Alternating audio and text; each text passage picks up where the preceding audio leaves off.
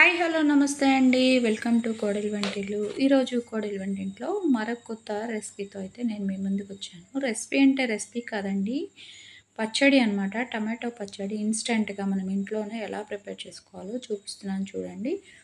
మనం మార్కెట్ నుంచి తెచ్చుకున్న టమాటాలు నీట్గా వాష్ చేసి ఒక క్లాత్తో నీట్గా తుడుచుకొని ఇలా వెనక వైపు ఉన్న తొడిమలన్నీ కట్ చేసుకోవాలి. మీలో ఎంతమంది టమాటా కట్ చేసేటప్పుడు ఇలా వెనక వైపు ఉన్న తొడిమ కట్ చేస్తారు? కట్ చేస్తే మంచిదా? కట్ చేయకపోతే మంచిదా? కామెంట్ చేయడం మర్చిపోవద్దు. ఇలాగ టమాటోని 4 ముక్కలుగా కట్ చేసుకోవాలి. అదే కాస్త పెద్ద టమాటో అయితే ఇంకొంచెం ఎక్కువ ముక్కలుగా కట్ చేసుకోండి. ఇక్కడ నేనైతే ఒక హాఫ్ కేజీ టమాటోని పచ్చడిగా ప్రిపేర్ చేద్దామని అనుకున్నాను అనమాట. ఈ హాఫ్ కేజీ టమాటోను కూడా చక్కగా ఇలాగా ఫ్లవర్స్ లాగా టమాటో ఫ్లవర్స్ అయితే కట్ చేసుకొని ఇలాగా ఒక డెక్షాలోకి వేసుకున్నాను. నేను ఇక్కడ తెల్ల అల్యూమినియం డెక్షాలో అయితే చేస్తున్నానండి. ఇక హాఫ్ కేజీ టమాటాలు మొత్తం ముక్కలుగా కట్ చేసి వేసుకున్న తర్వాత దీనిలోకి చింతపండు తీసుకుంటున్నానండి. కొత్త చింతపండు కొంచెం పుల్లగా ఉంది. దీనిలో పీసులు, తొక్కలు, విత్తనాలన్నీ తీసేసుకొని ఇక్కడ నేను గ్లాస్ కొలతలు చూపిస్తున్నానండి. ఓ టీ గ్లాస్ చింతపండునైతే వేస్తున్నాను అనమాట. మనం అదేం పట్టి వేసుకోవాలి. అంటే ఇంచుమించుగా మనకి ఇది 50 to 100 గ్రామ్స్ మధ్యలో ఉంటుంది. ఒక హాఫ్ గ్లాసు కళ్ళుప్పు అయితే వేస్తున్నాను. తర్వాత కళ్ళుప్పుని కూడా కొంచెం బయట ఎండలో ఆరబెట్టుకొని వేసుకోండి, బాగుంటుంది. ఇక ఈ ఉప్పు టమాటోలు కలుపుకోవాలి ఒకసారి ఇలాగా. తర్వాత స్టవ్ వెలిగించుకోవాలి. స్టవ్ వెలిగించబోయే ముందు ఈ ప్రాసెస్ మొత్తం కూడా ఫస్ట్ నుంచి లాస్ట్ వరకు స్కిప్ చేయకుండా చూడండి. మీరే ఇంట్లో టమాటో పచ్చడిని ప్రిపేర్ చేయండి. మీ ఇంట్లో వాళ్ళందరితో వావ్ అని అనిపించుకోవడం మాత్రం మర్చిపోవద్దు. చాలా టేస్టీగా, చాలా సింపుల్గా, ఈజీగా ప్రిపేర్ చేసుకోవచ్చు. తర్వాత ఇక్కడ నేను ఒక 2 స్పూన్ల ఆయిల్ వేసి స్టవ్ అనేది మీడియం ఫ్లేమ్లో పెట్టుకొని కుక్ చేసుకుంటున్నాను.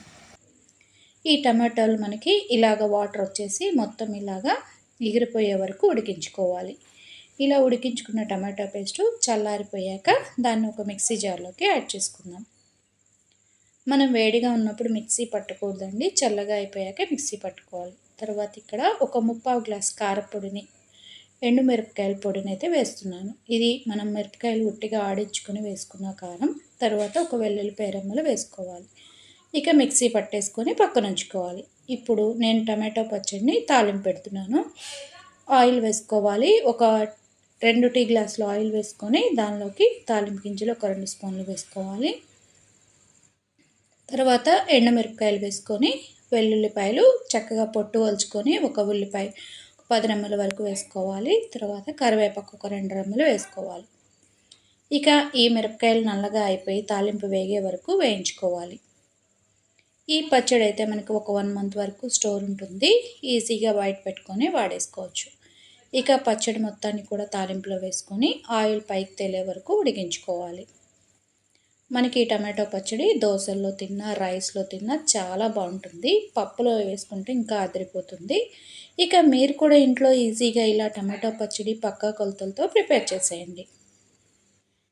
హాఫ్ కేజీ టమాటోలు, ఒక 100 గ్రామ్స్ చింతపండు, హాఫ్ గ్లాసు కళ్ళుప్పు, 3/4 గ్లాసు కారపొడి, వెల్లుల్లిపాయలు 2 గ్లాసులు నూనె. అంతేనండి, ఈజీగా ప్రిపేర్ చేసుకోండి. Thanks for watching.